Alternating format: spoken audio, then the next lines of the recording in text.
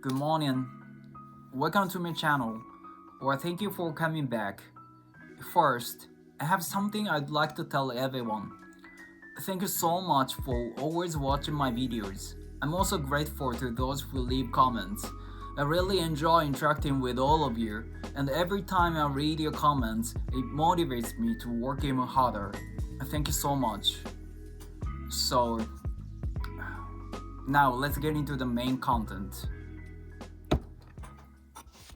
A viewer named Rosie, who is a CS student, asked me, "You look so productive. Any tips for that?" Honestly, I sleep a lot to stay productive. If I don't, my day ends up feeling super lazy. Also, using multiple displays helps me study and work productively. Switching between apps constantly feels stressful, so I need at least two screens. Rosie, thank you for your question. Recently, I've been learning about growth mindset. I'll include links to the reference materials in the description box. A growth mindset is basically the idea that our abilities and intelligence aren't fixed. They can be developed through dedication, hard work, and learning from feedback. I try to respond to feedback, suggestions, or criticism with this kind of mindset because I see them as chances to get better at what I do. These inputs are really important for continuously improving and working toward my goals. Without feedback from others, I'd have to try analyzing my work from different angles all by myself, which takes a lot of time and honestly isn't very efficient. It's pretty tough to see ourselves objectively, so getting feedback from others can offer valuable insights that might lead to some significant growth opportunities. For example, when I shared my code with mentors and senior developers, they spotted things I completely missed, leading to better products.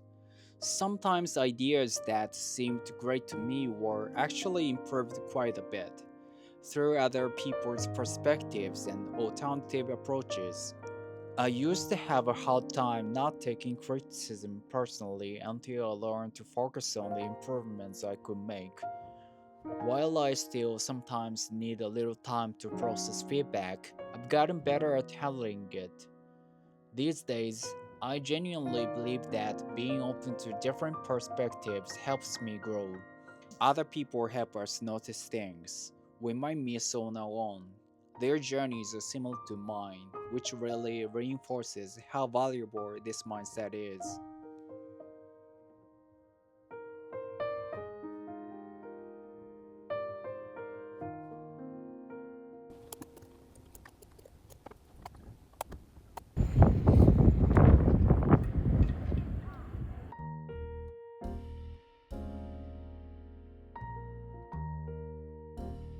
One thing I believe is important in university studies is having companions. The reasons are accountability and support. Having someone to check in with helps us stay on track toward our goals. Let's be honest, humans can be a bit lazy sometimes, and our motivation tends to come and go, even when we've set important goals ourselves. We are pretty good at coming up with excuses too. That's where accountability partners or communities come in. They gently monitor our progress and helps us stay consistent. Support is equally important. Starting something new can be pretty stressful. Having a friendly group of peers around you keeps your motivation up and help you feel less alone on your journey. Life throws unexpected challenges at us that can be tough to handle on our own. During these difficult times, a supportive peer group can make a difference. They'll help you navigate through problems and get back on your feet. Plus, sharing tips and knowledge within your group makes learning easier and more enjoyable for everyone involved. I think this applies not only to university but also to the study companions here on YouTube. Although our relationship is one to many, your comments and viewership help me stay more focused and motivated.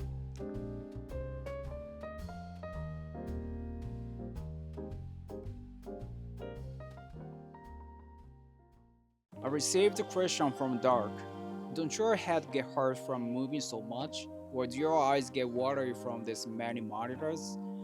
Basically, I only use 3 monitors, 2 in portrait orientation and 1 in landscape. The third portrait monitor on the far left is mainly used for keeping track of time.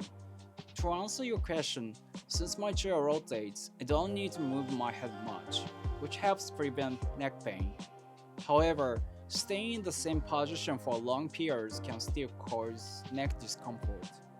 Recently, my neck, shoulders, and lower back have been stiff, so I've been doing stretches frequently. As for my eyes, I don't have any problems so far. I do have eye drops, but I rarely use them. But I might try using them to stay awake when I get sleepy. Once I start working, I might change the monitor arrangement, but this setup works fine for studying, so I plan to continue with it. Thanks for always asking questions, Doc. You might be wondering, why do you have so many displays in the first place? It's because I previously used it's because I previously used 2 laptops. Back then, I connected 3 external monitors to my first PC and 2 external monitors to my second PC. Currently, I'm only using one PC, so I have extra monitors just sitting there. Another thing I've learned recently is the importance of expressing opinions honestly. During a conversation with a friend, I thought this might hurt their feelings if I say it directly, so I expressed my opinion in a roundabout way, which led to misunderstandings and the conversation going in the wrong direction. As a result, I had to backtrack and explain what I really meant. If being too indirect makes it impossible for the listener to understand, there is no point in communicating. From now on, I try to express my opinions more directly to ensure my true intentions come across. Of course, I'll still use buffer phrases to avoid being too shocking. By the way, I received advice that Pinterest is highly recommended if you are looking to study fashion or find outfit ideas. Thank you, Snowfox.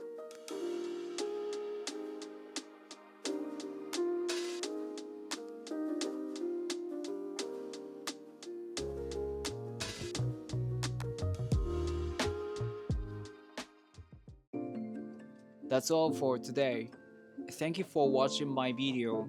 I'll be happy if you leave a comment and subscribe.